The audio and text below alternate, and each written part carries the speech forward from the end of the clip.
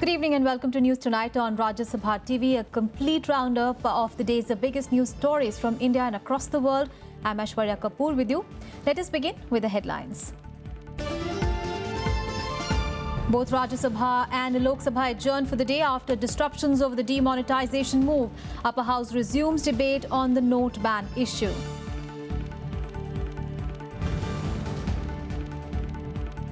Can the Prime Minister name any country where people deposited money in banks but were not allowed to withdraw it? Former Prime Minister Manmohan Singh asks during the debate on demonetization in Rajya Sabha.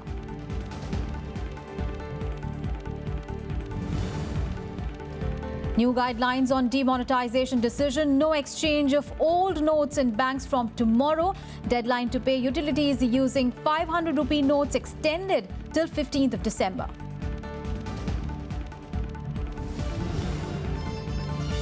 And rupee crashes to record low of 68.86 against the US dollar amid sustained foreign fund outflows. Consistent demand for dollar by importers adds to pressure on Indian currency.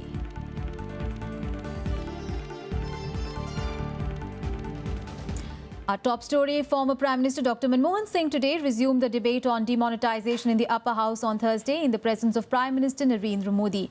Now, calling demonetization as a monumental management failure, Dr. Manmohan Singh cautioned that the GDP of the country could shrink by 2 percentage points due to its poor implementation.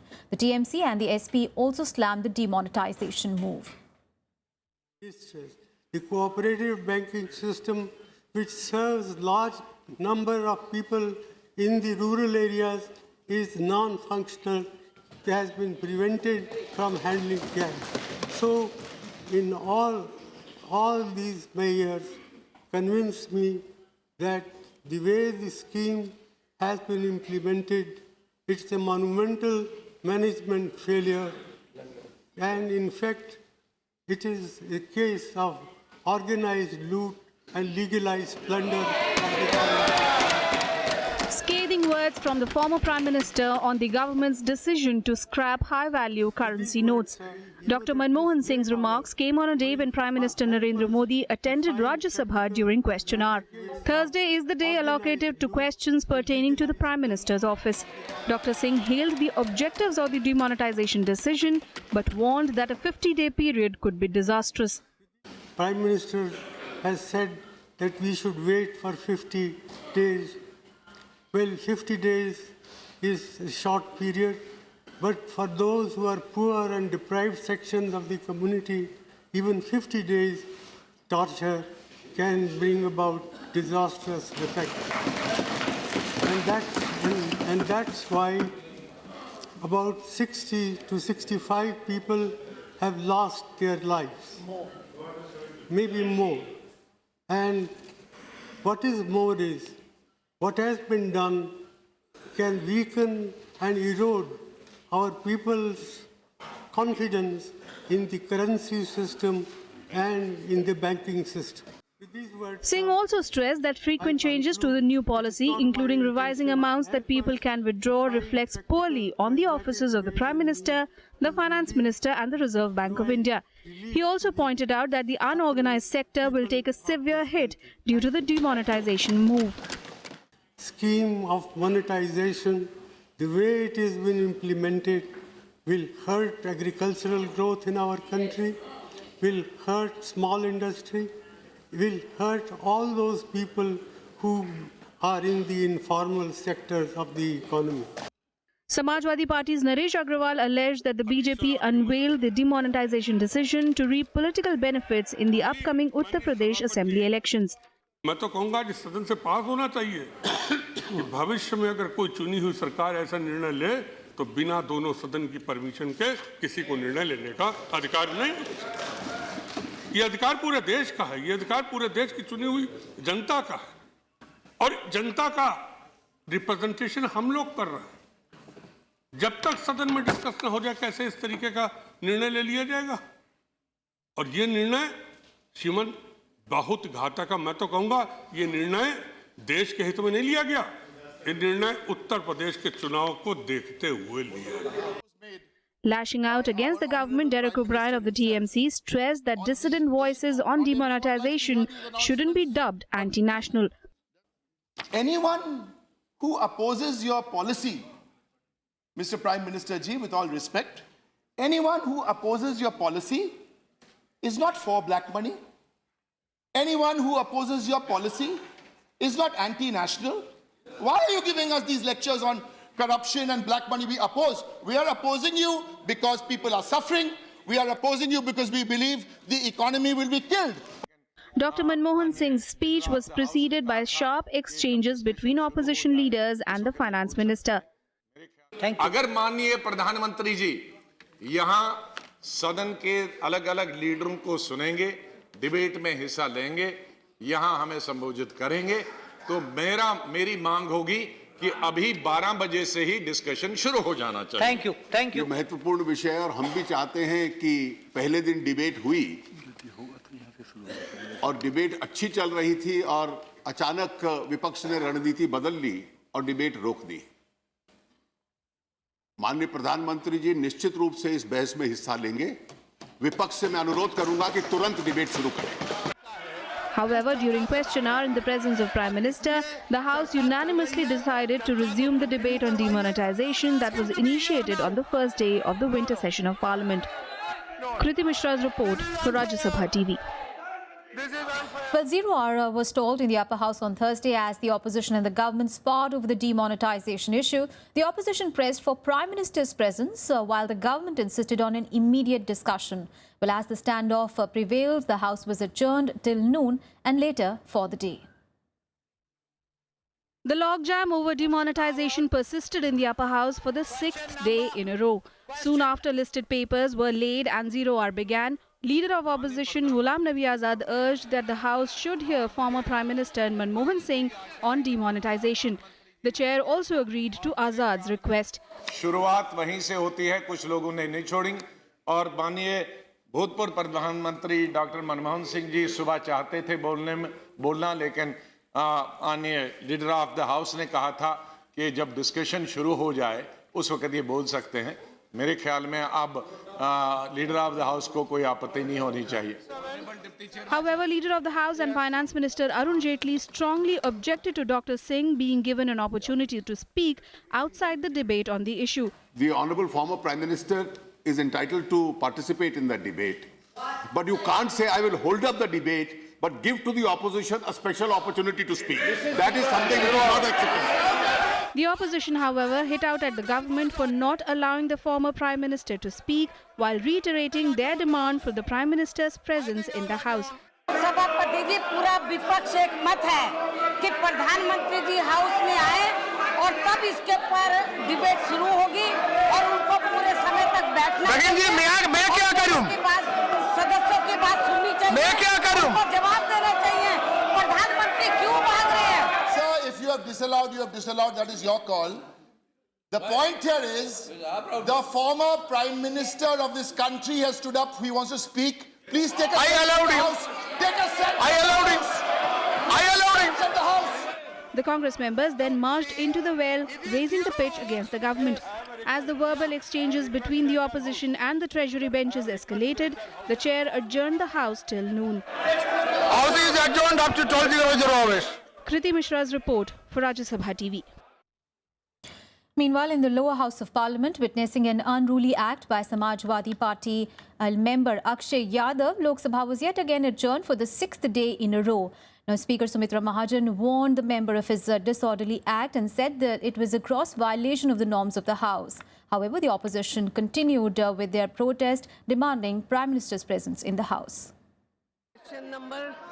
The opposition's demand to discuss the demonetization issue under an adjournment motion led to various adjournments in the lower house on Thursday.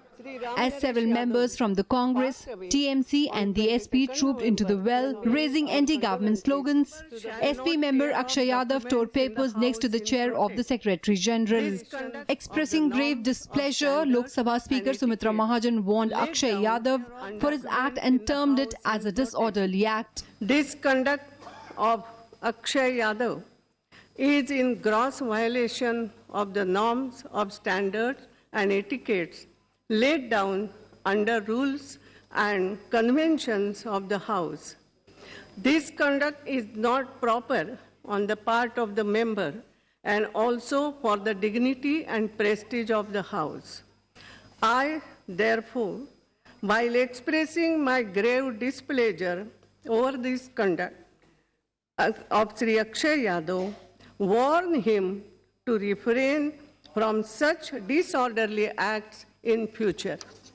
The House was adjourned for nearly an hour soon after it met for the day as a determined opposition pitched for discussing the demonetization issue under adjournment motion. The Speaker, however, rejected several adjournment notices given by members including Kamal Nath, Jyotiraditya Scindia, Dushyant Chautala and Dharmendra Yadav. Protests have disrupted proceedings in the Lok Sabha for the last 6 days. Pranav Goswami's report for Rajya Sabha TV. At 11 a.m. Let's move on in the bulletin now. Well, Finance Minister Arunjaitley today held a video conference with the CEOs of all public sector and private banks. Well, the purpose of the meeting was to review the latest status following the withdrawal of 500 and 1,000 rupee notes. In the meeting, the Finance Minister urged the heads of all banks to promote digital banking. He said that banks need to take up this exercise on a mission mode, announcing the setting up of a task force for this purpose. One startling figure which came out in the course of this meeting today is that there are already 80 crore cards in circulation, of which 40 crores are being actively used by people. And the measure of active user is judged from the user at the ATM machines itself. So contrary to what is normally commented that this is still a far cry, this is a change which was already happening. And therefore, this has to be used as a great opportunity to further catalyze this change. And the object of this meeting was to appeal to the banking system and prepare them in a mission mode for expediting this entire exercise.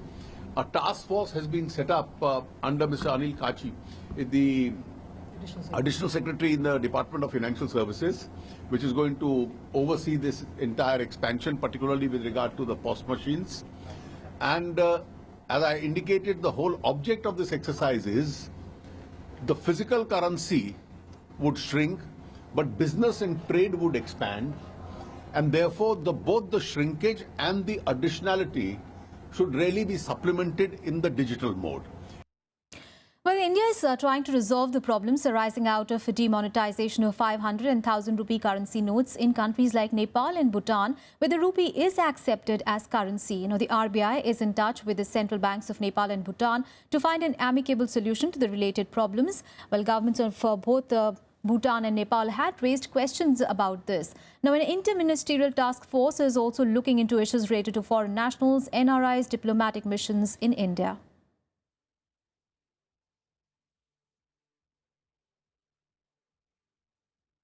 So both the Nepal Rashtra Bank and the Royal Monetary Authority of Bhutan are in touch with the Reserve Bank of India regarding facilitation of collection and deposit of Indian Bank old series notes of rupees 500 and 1,000 that are already in stock of the central banks and other financial institutions and general public in Nepal and Bhutan under existing provisions. The matter has been raised by both the governments of Nepal and Bhutan as well with us. The government is considering the matter, and the RBI will remain in touch with their counterparts in Nepal and Bhutan. And the centre today announced more guidelines on operational aspects of the demonetization scheme. Well, most importantly, the deadline to use all notes to pay for public utilities has been extended till 15th of December. All 500 rupee notes can now be used to top up prepaid mobile phones and to pay off a fee in central or state government schools and colleges. However, 1,000 rupee notes will not be accepted anymore in exempted categories. Over-the-counter exchange of the banned 500 and 1,000 rupee notes in banks and post offices will also end from midnight. But the suspension of toll collection on the all national highways has also been further extended till 2nd of December. But from 3rd of December, toll payment may be made through old 500 rupee notes and not 1,000 rupee notes. Now, foreign citizens will now be permitted to exchange foreign currency up to 5,000 rupees per week.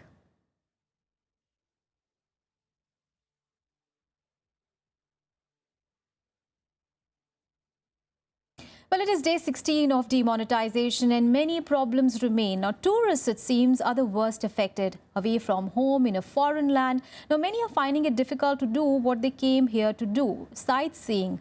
Instead, they spend much of their time standing in queues to withdraw cash, as many depend on cash transactions to pay their bills and for shopping. Even traders say that their earnings have fallen tremendously. This is a common sight these days. Long queues outside ATMs, each person waiting to withdraw cash. Demonetization has inconvenienced the common man and tourists are not untouched. But then to get money, I had 1.5 hours to queue for the Thomas Cook. And then I was only allowed a small amount, which is not going to be very easy to get for the rest of my trip. I'm here for 3 months. I face a lot of problems with money exchange, with long lines, to the bank, no currency, no money actually. Hotel owners are also facing the brunt of demonetization. November is a busy season for hotels, but this year the foreign tourist crowd has thinned. Some big bookings have even been cancelled. Hoteliers claim business has dropped by up to 50%, so much so that it is becoming difficult for them to pay their staff. हमारे को इस पहले तो बहुत अच्छा business था. अभी हमारे को जो इसके डीमोनेटाइजेशन के बाद 50% का फ़र्क पड़ा. इसमें ऐसा है कि काफ़ी ग्रुप्स ने कैंसिल कर दिए हैं बुकिंग्स. हमारे यहीं खुद ही हमारे होटल में 3 बुकिंग कैंसिल हुए, एक फॉरेन ग्रुप का और 2 इंडियन ग्रुप्स के जो साउथ और बॉम्बे से आते हैं. और ऐसा है कि लोग जो बुकिंग्स आती थी ये थ्रू ट्रैवल एजेंट्स आती थी, तो ट्रैवल एजेंट्स ने सबने बुकिंग कैंसिल करवा दी है क्योंकि उनके पास कैश नहीं है.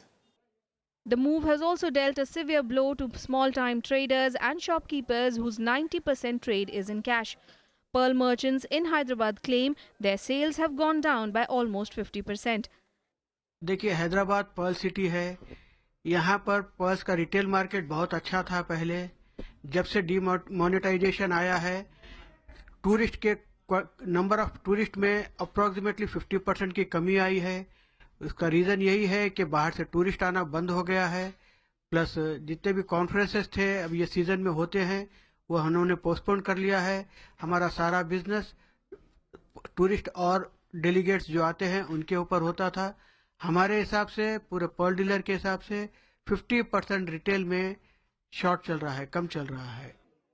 Things have improved to a large extent in the last few days. However, the speed with which new currency notes are being pumped into the economy does not seem to be enough to tackle the huge rush. With inputs from Anu Diwan, Bureau Report for Rajya Sabha TV. Well, on to some other news. The rupee crashed to a record low level of 68.86 against the US dollar on Thursday amid sustained foreign fund outflows. Now, in the morning trade, the Indian currency opened at 68.76 against the US dollar and touched its all-time low of 68.86. Now, so far this year, it has fallen at 3.9%, biggest fall against the dollar since August 2015. Last time, the domestic currency had hit its all-time intraday low of 68.85 and closed at 68.8 on 28th of August 2013. Now, analysts believe that consistent dollar demand from importers mainly kept the rupee under pressure. Investors also remain cautious, weighing the impact of the demonetization move. Let's get you some more news from across the country in Nationwide. The Supreme Court on Thursday cancelled the bail granted to suspended RJD MLA Raj Yadav. He was granted bail by a Bihar court last month, and the state government of Chief Minister Nitish Kumar had moved the Supreme Court against the bail. Now, Raj is accused of allegedly raping a minor girl in February this year. The army on Thursday foiled 2 infiltration bids by militants in over the past 18 hours along the line of control in Kashmir's Gulmarg and Nogam sectors. The alert troops pushed back the intruders after a heavy exchange of fire.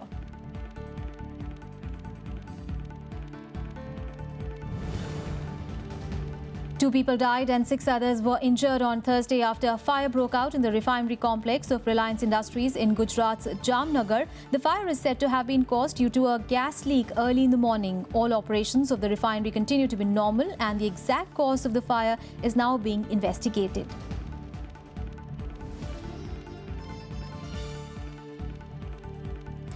In News Tonight, we'll take a very short break. Up next, we have all the sports and international news. Stay with us.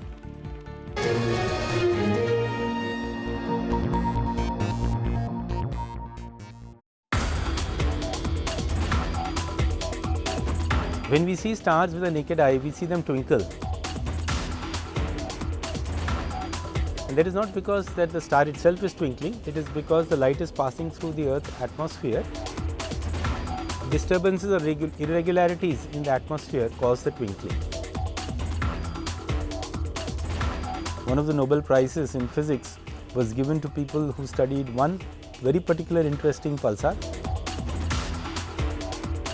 Watch Eureka with Senior Professor Yashwant Gupta, Dean of GMRT Observatory, Pune on Rajya Sabha television.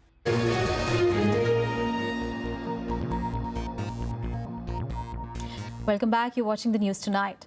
Now, India says it will not give overflight permission to Pakistani military aircraft till Pakistan declares its cargo contents and passengers list. Now, the Ministry of External Affairs today clarified its position on complaints from Pakistan on India denying overflight permission to its military aircraft. Now, Ministry spokesperson Vikas Swarup informed that under the 1991 agreement between India and Pakistan, both parties are obliged to give credible information about contents of such military aircraft flying over their airspace. Pakistan, remember, had furnished such information when a VIP was travelling over India's airspace to Sri Lanka, and that time permission was granted.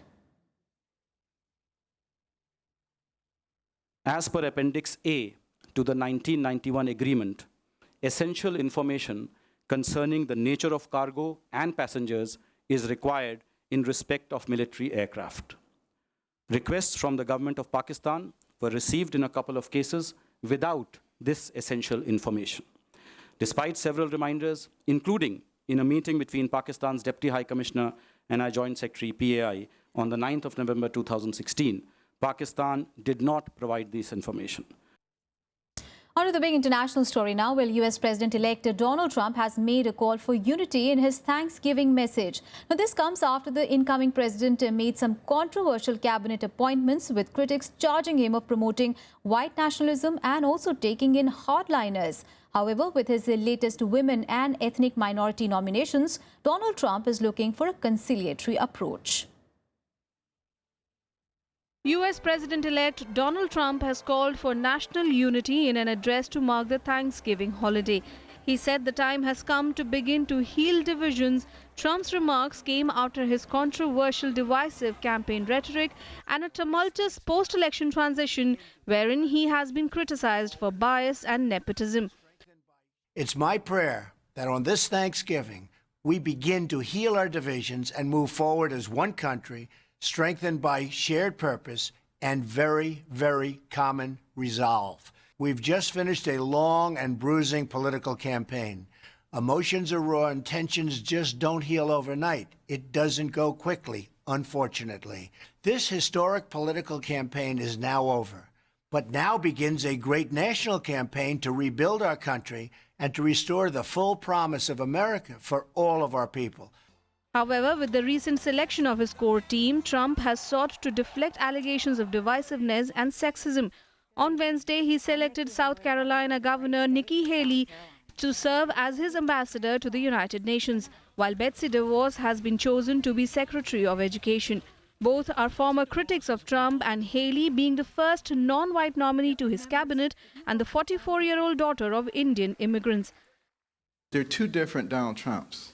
There's the one you see on the stage, and there's the one who's very cerebral, sits there and considers things very carefully. You can have a very good conversation with him. And that's the Donald Trump that you're going to start seeing more and more of right now. The appointments will need to be approved by the Republican-controlled Senate, which should not be a problem for Trump. Earlier, Trump picked 3 conservative loyalists to lead his national security and law enforcement teams. U.S. Senator Jeff Sessions was chosen for Attorney General, retired Army Lieutenant Michael Flynn as National Security Advisor, and Representative Mike Pompeo as Director of the Central Intelligence Agency. The 3 men are considered hardliners, close allies, or both, and all 3 have been fierce critics of President Barack Obama and the current U.S. policy. The nominations come as the Republican President-elect Trump works to fill key positions in his administration, which will take over from Obama on 20th January next year. Bureau Report, Rajya Sabha TV. Let's take a look at some more international news in Global Buzz. At least 67 people were killed when a platform collapsed at a construction site in China's Jiangxi province. The accident took place at a power plant in Fengcheng, where a cooling tower was under construction. According to province's fire services, 32 fire trucks and 212 soldiers had been deployed. Several people were injured.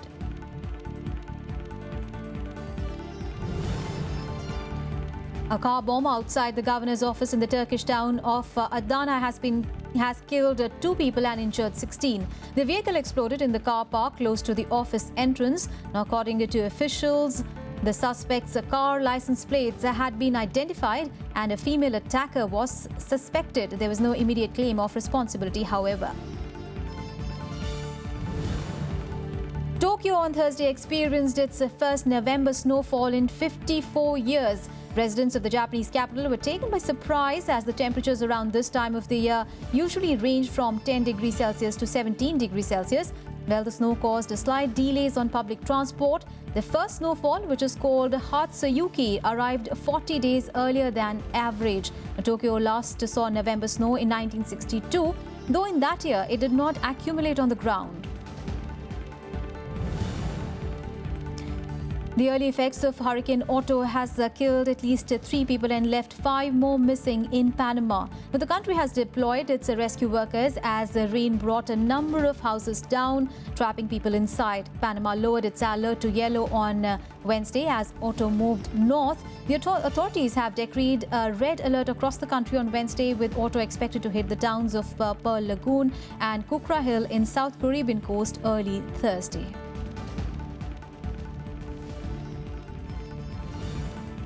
And time now for all the sporting action in Sports Beat.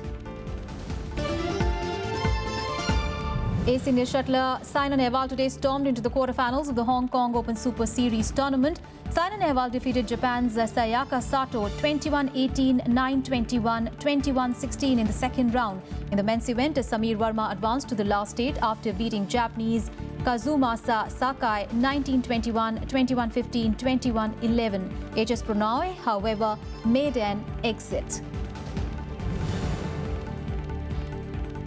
India defeated Malaysia 4-2 in their round-robin encounter at the Four Nations Invitational Tournament in Melbourne on Thursday.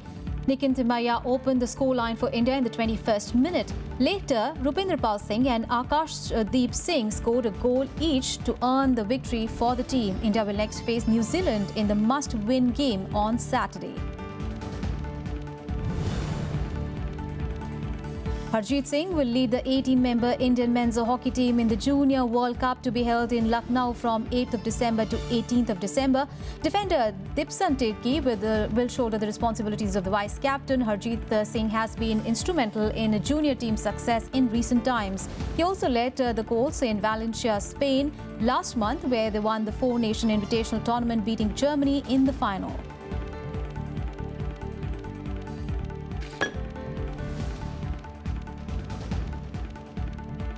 Well, that's all in this edition of News Tonight. Thanks for watching. Good night.